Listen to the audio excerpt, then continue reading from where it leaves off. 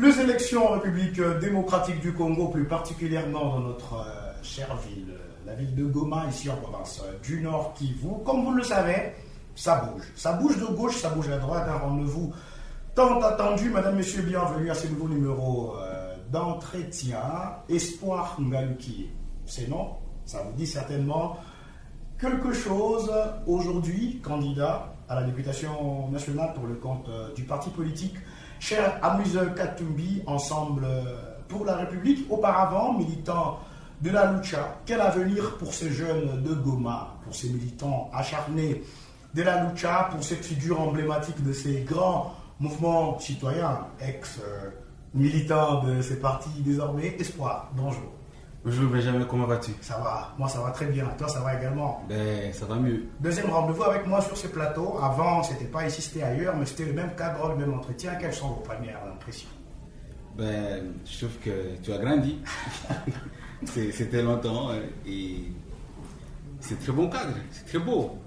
Voilà. J'ai suivi aussi certaines émissions, je suivais tout le temps. Oui. Les émissions postées sur YouTube et je trouve que c'est l'émission qui est en train de croître de temps en temps. Et c'est un plaisir, hein? C'est une joie énorme pour moi d'être invité.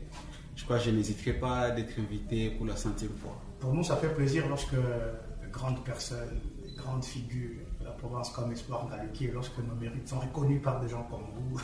Merci. Il faudra qu'on se le dise, ça fait vraiment plaisir. Merci également à toute votre équipe. Hein? C'est la grande équipe de télévision. Il y a toujours les héros dans l'ombre. Exactement. Ouais, parce que c'est pour faire le foufou, il y a des choses qu'on ne voit pas. On ne voit pas celui qui a cultivé. Exactement. Des fois, on ne compte pas, on compte que la farine. Celui qui était au moulin. Voilà. C'est lui qui a saclé les champs. On ne compte pas, on ne calcule pas celui qui a puisé de l'eau. C'est lui qui a. Voilà. Et toi, tu vas bien? Ouais, je dirais ça va. La vie, ça évolue très vite. La vie, elle est. La vie a toujours ces cycles de la vie. Rien, quelque chose, tout, rien, quelque chose, tout. Et peut-être aller des tout autour, des tout autour. Et aujourd'hui, vous avez jugé bon de mettre fin à votre parcours de militant. Je me rappelle encore la dernière émission que j'ai tournée avec toi, c'était. Vous avez dégagé une passion, une forme de passion extraordinaire pour ces parcours de militants. Je vous rappelle même, vous m'avez dit un truc, donc je n'oublierai jamais. Vous m'avez parlé de votre maman, ses attitudes. À chaque fois qu'elle te voyait mettre un pantalon comme ça, elle savait que tu pars. Et je pense que c'est un ouf de soulagement pour maman, hein, parce que là, on est un peu militant. Vous êtes maintenant en politique active. Vous êtes sûr? Je ne sais pas si c'est un ouf de soulagement, parce que c'est juste un fusil d'épaule. C'est juste un changement de fusil d'épaule. Mais c'est les mêmes fusils, c'est la même énergie, la même détermination, c'est toujours la même rage, c'est toujours la même motivation. Et vous savez, la détermination, l'engagement politique, pour moi, entre l'engagement politique et l'engagement citoyen, c'est comme la voix et les cris. L'engagement politique est ce que la voix est au cri. L'engagement politique et l'engagement citoyen. Il y a des fois on crie pour être audible. Il y a des fois on parle pour qu'on soit écouté. On ne peut pas être audible si on n'est pas écouté. On ne peut pas. Des fois, il y a les pouvoirs de faire, les pouvoirs d'influencer, les pouvoirs de sanctionner. Tout ça constitue un certain nombre de pouvoirs qui constituent également des risques qu'on est en train de courir.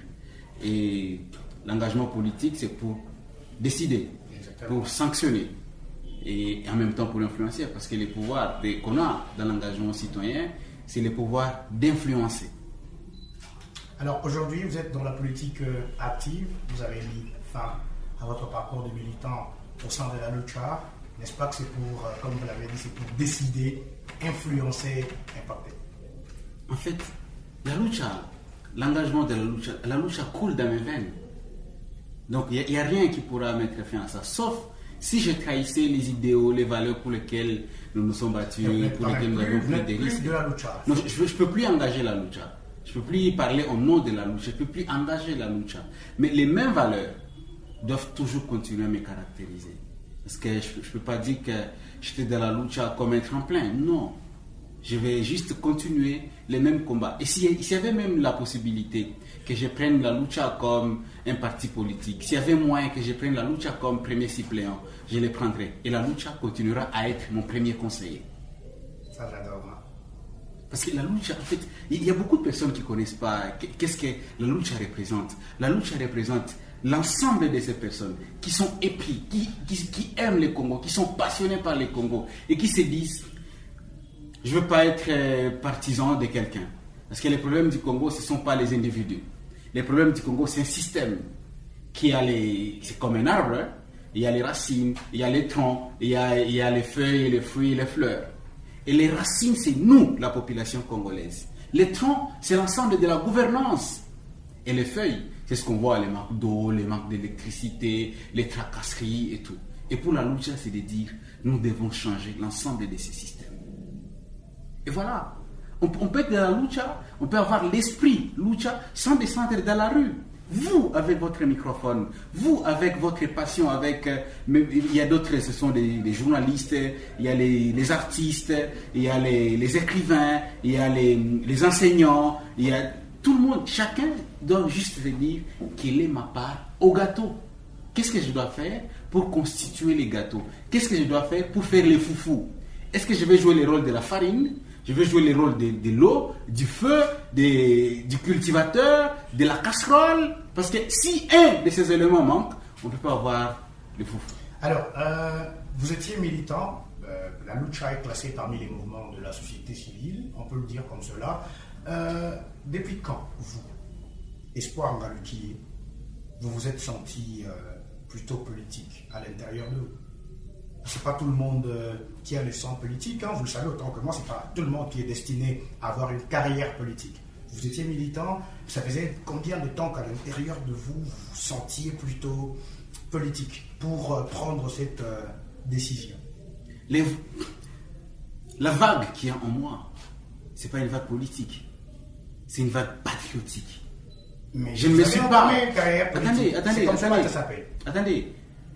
Je ne me suis pas encore senti, je ne veux même pas me sentir politique à la compréhension congolaise. Parce que qu'est-ce qu'est la politique congolaise? Ça veut dire les papas, il prend son enfant. La politique, je vais y aller pour m'enrichir. Je vais y aller pour me taper les humilités, pour avoir la capacité de... Non, est-ce que tu étais décidé de commencer une carrière politique active? C'est ce que je veux savoir. En fait, vous avez...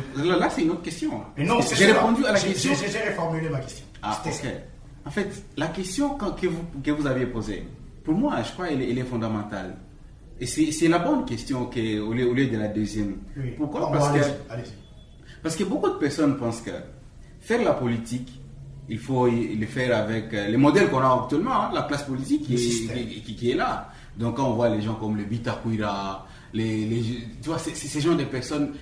Tu cites même le nom, tu es à l'aise, hein? C'est fort. Mais... Qu'est-ce que vous avez contre Bitakwira? C'est une parole. Non, mais j'ai rien contre lui. Pour moi, quand vous dites une personne comme... oui, comme Bitakwira, comme les Kabila, comme les Tshisekedi. Oui, ce sont des politiques, mais pour moi, qui ne représentent pas un modèle. Tu vois? Parce que qu'est-ce qu'on manque dans notre pays le plus souvent? Ils sont des modèles vivants. Parce que la plupart de nos modèles sont les cadavres. Ce sont les gens qu'on lit dans les livres. Ce sont les gens qu'on voit les étrangers. Mais pas les gens qui vivent dans la même situation que nous.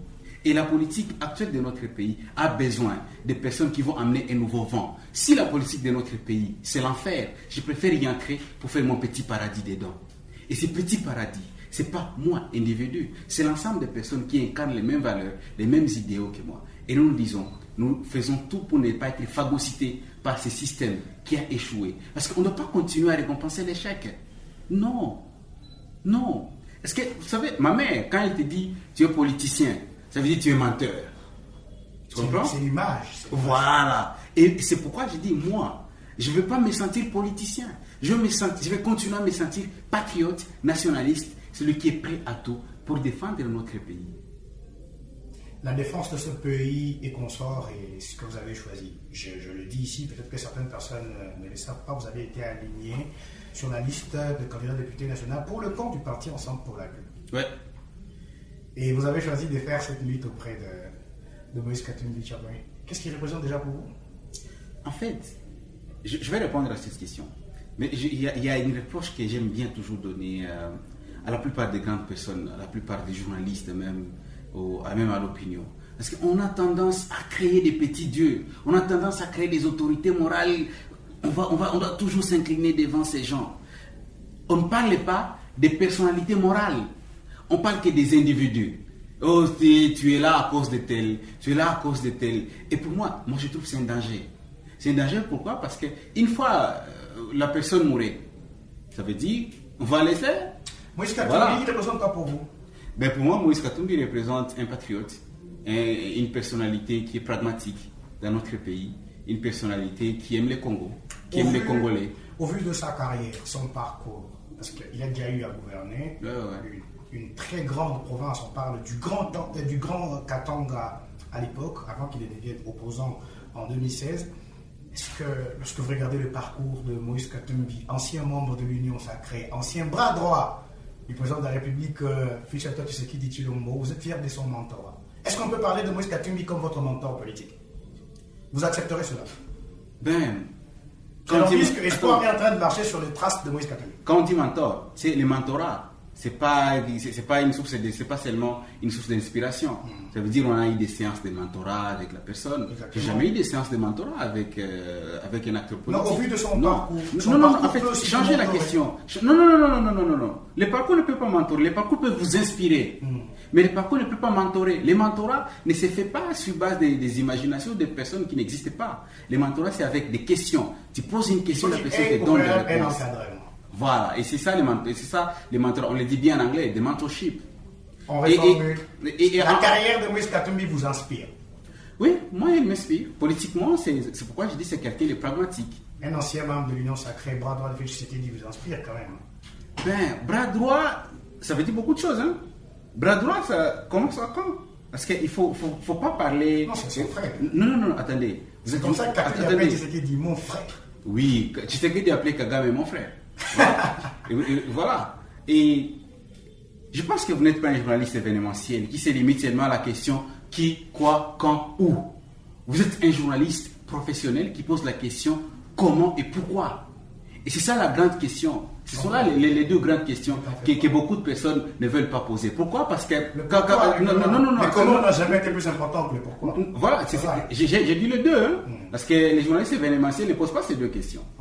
Voilà. Parce que quand vous parlez qu'il a été le bras droit, en fait tout le monde se dit bras droit de qui que ce soit. Bras droit, ça veut dire qu'on est avec la personne du début, tout le temps. On concède. Voilà. Et à mon avis, selon mes informations, vous ne pouvez pas les contredire. Il n'a pas été avec Félix Tshisekedi au début. Vous êtes d'accord avec moi, n'est-ce pas? Vous ne pouvez pas appeler quelqu'un qui est son bras droit pendant qu'il n'a pas soutenu la candidature de la personne, n'est-ce pas? Et pourquoi, quand on lit l'histoire récente de notre pays, pourquoi Moïse avait rejoint Félix Tshisekedi? Pourquoi? C'était quand? C'était quand il fallait mettre fin à la coalition Union Sacrée, disons, FCC Cash, n'est-ce pas? Qui était composée par des personnes qui ont combattu Moïse Katumbi quand il était opposant.